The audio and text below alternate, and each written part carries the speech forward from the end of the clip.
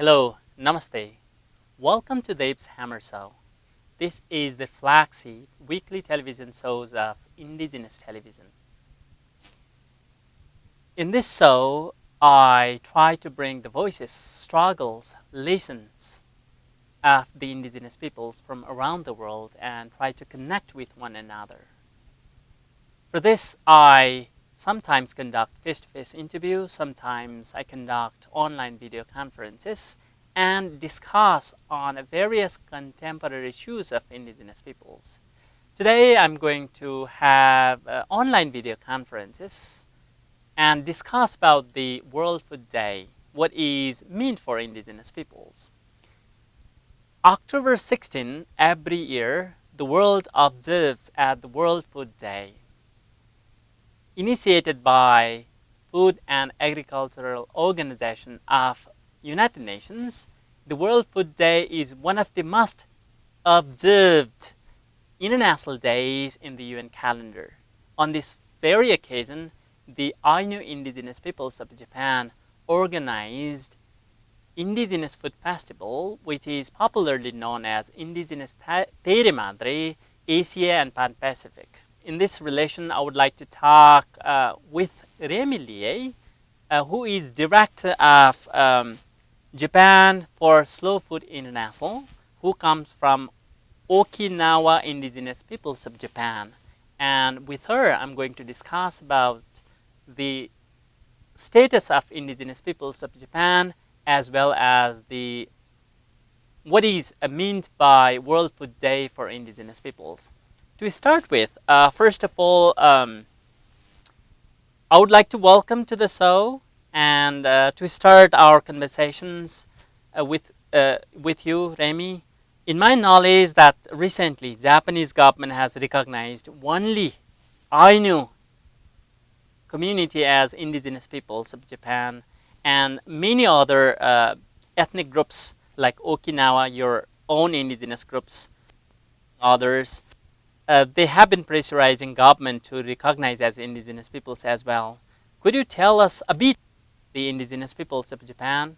The indigenous peoples of Japan have not been recognized in Japan for a very long time because this country has been governed by ideology that we are a monotonous culture, monotonous ethnic group. So there was a belief that we are just one people, one nation. But though people may not want to identify as indigenous, but throughout Japan there are many different cultures because we're island culture. But strongly, the people of Hokkaido, the original people of Hokkaido, who are now known as Ainu, are now recognized as indigenous peoples, and the people of Kingdom of Ryukyu, formerly known as Kingdom of Ryukyu, which now we call Okinawan people, also believes that they are indigenous to indigenous peoples of Japan. Yet Okinawa is not recognized as indigenous peoples. So this phenomena of Ainu people being recognized by the government of Japan is quite significant, not only for the Ainu, but the historical viewpoint of Japan is changing. Let us now talk about the food. Every year, October observed as International Food Day or World Food Day. Could you tell us a bit about the International Food Day and its significance for indigenous peoples? International Food Day is a day to celebrate our each individual's unique identity through food. So we celebrate by at home, within the community, maybe within Slow Food Convivia, the the diversity of food that we have within ourselves, within our community, and maybe perhaps celebrating other people's food identity. through cooking varieties of food and celebrating each individual's identity that is represented within the dishes that we share amongst family and friends. What is significance of Food Day for Indigenous peoples then? For International Food Day for Indigenous people is a day to also have a platform to showcase their food to the world. Because not many times in recent history that indigenous peoples had an opportunity to show their food and food identity and ethnic celebration. But providing a day of International Food Day, such as this, can allow other people to understand, experience, and taste Indigenous people's food without being scared of um, being harassed or feeling shame, but in in contrast, but to be celebrated by everyone in the world. A global campaign known as Sustainable Development Goal, which is currently being undertaken worldwide, and one of its goals is to ensure food security. When we talk about food security, indigenous knowledge is important. And what do you say on this? What we can see and how we've experienced the climate change, just even within this year, we see so many changes, heavy rainfall, droughts, rise of sea levels, and this is causing many disasters in the agricultural field and also fisheries. And the indigenous peoples have variety of seeds and varieties of species that they know how to eat compared to modernized society, not modernized, other developing societies that have gone away from hunters and gathering and um, are only dependent on few crops don't have the knowledge that the indigenous peoples have in the selection of varieties of food.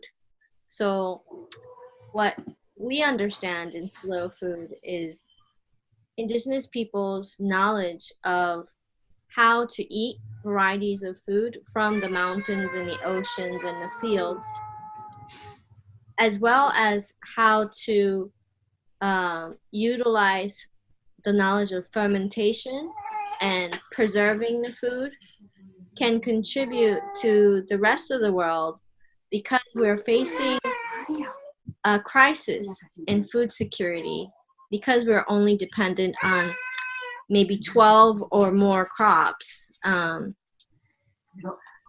that is not going to be sustaining us in the, I believe, decade. So there's a lot from the indigenous peoples that we can learn, but I think it is very important that we not only learn from the indigenous peoples how to eat the varieties of food, but it is very important to respect the indigenous people's culture that made sure that all human beings today can learn from them because they have gone through difficult times to protect this knowledge for us and the children of the future. So in Japan, you are organizing Asia and Asia Pacific label, the Indigenous Terra Madre. Could you tell me a bit about the festival? How this idea to organize indigenous peoples from different continents and organize this global event?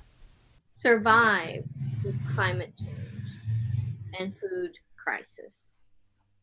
And since I knew that the Ainu people were going to be recognized by the Japanese government this year, And by 2020, the first National Museum of Indigenous Peoples in Japan was going to be opened. I thought it was a very good timing to host ITM in Japan. And but finding the right partner within the Ainu community was very difficult. But luckily, I was introduced to Miss Tahara, the president of Menoko Moshi Moshi, the Women's Association, through a colleague of mine. I said, "Oh wow, this is a woman who is trying to create an indigenous gathering." So I contacted her, and we we conversed on the phone and told her about my desires to host ITM in Hokkaido, and that it might be a great opportunity for the women of Ainu to showcase their food cultures. So I flew to Sapporo and met with Miss Tahara, and we shared our vision, and that was 2017. And since then on, we've been working towards this ITM to make it into a real reality. What is the Indigenous Theory Madre all about? We try to preserve food cultures around the world through protecting species of food and recipes of food, but especially now we are working with indigenous peoples around the world. And through that, we Slow Food has recognized that it is very important for the indigenous peoples to have a platform to speak for, from their own voice and to showcase their culture and to gather in one place and meet indigenous peoples that are in the industry of food to share their knowledge and experiences. So, Slow Food has made a network called Indigenous Terra Madre, and also has created an event called Indigenous Terra Madre for people to gather who are indigenous, and also for non-indigenous to gather and listen to the stories, experiences, and taste the indigenous people's food. So the last event was in Meghalaya, India, and this year will be for the Asia Pan Pacific region will be in Sapporo, Hokkaido, in Japan. As I went through the schedule that you said earlier about the Indigenous the topic, I saw that you are going to discuss about the role of Indigenous women in the sector of food. Could you tell a bit on what role women have in food security? How food crisis and climate change can be overcome by the power and knowledge of indigenous peoples. So, as I have spoken earlier, we believe that the food knowledge of indigenous peoples can overcome the food crisis that we are facing today.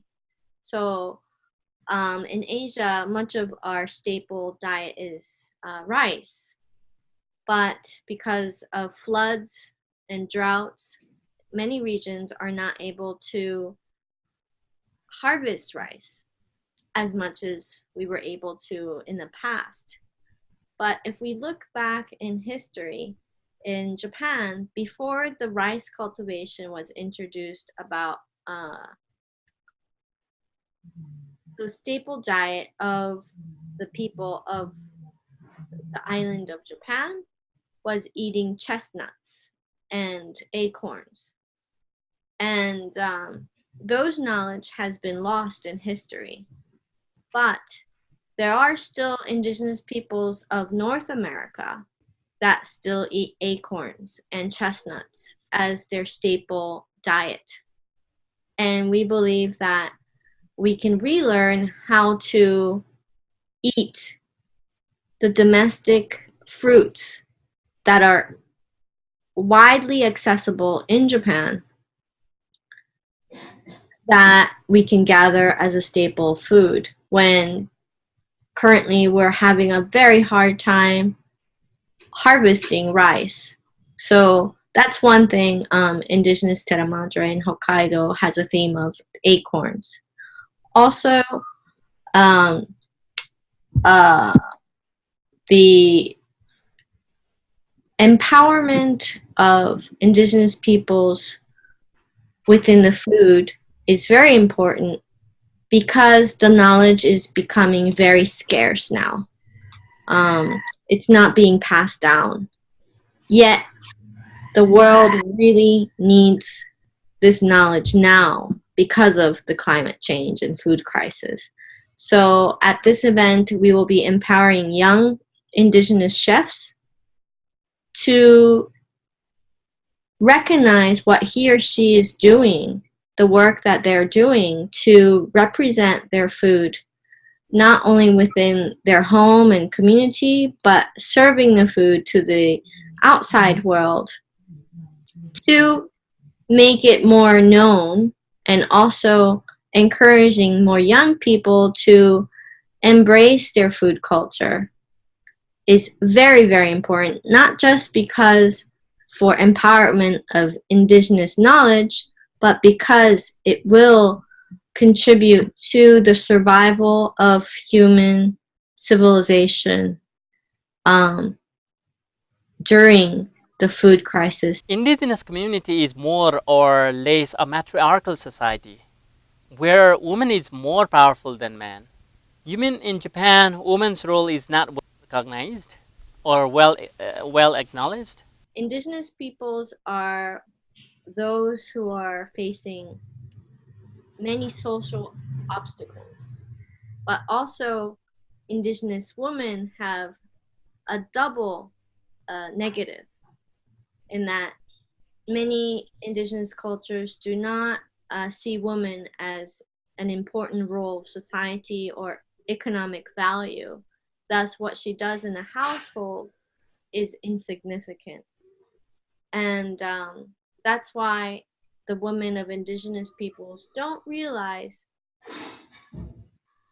the work that they do for their house, for their family, for their community through the production of food is very, very vital and significant. And this is also relevant to the Ainu women. The Ainu women, because they were treated as second class citizens, the Ainu people were treated as second class citizens. And also within the Ainu community, women were considered second class as well.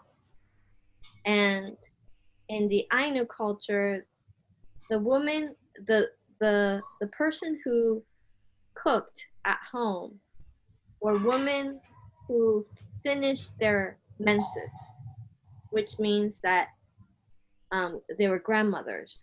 They were not able to produce children. So the role of cooks at home were done by an individual that were not contributing to the society. You mean indigenous women in Japan are excluded and marginalized?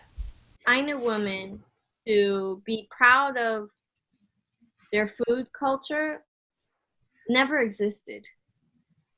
So ITM, the Indigenous Terra Madre, is very, very important for the Ainu women to really embrace their identity and their knowledge because never before it was celebrated for the role of women to cook or the knowledge of food was never recognized.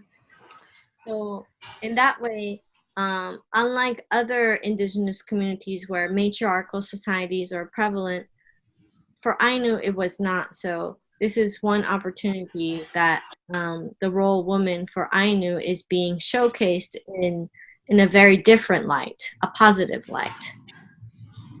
On the other hand, other indigenous cultures are matriarchal and the center of food production is praised. Um, and it is the knowledge of grandmothers that has been recognized by the community, how to cultivate in a farm, how to uh, cook the food, how to offer the food to the gods and goddesses. Those are very much a woman's role in many indigenous societies. So those discussions will be held in ITM Asia Pacific as well. At last, as we are at the end of the show, I would like to give you this time to give one line message to the world indigenous peoples. I would like to ask all the brothers, all the sisters of indigenous peoples around the world to reflect back when they were young and remember what their grandmother used to make when they were hungry. What kind of food were you fed when you were children? And then look at yourself now and what are you feeding your children? What are you feeding your grandchildren? Is it the same feeling that you get when you remember your childhood? If it's different, and if you remember your memories to be more soft, more nutritious, more safe, then maybe that's the way to step back and go back and rediscover our food traditions and to find a way to deliver that to our future and future children. Thank you so much for your time and esteemed thought, Remi. Thank you. We have come to the end of the show. If you have any feedbacks or queries, you can reach me at indigenoustelevision@gmail.com. Next week, I will come to discuss with the new topics with a new guest at the same time in your television screen. Till then, have a great week and bye-bye.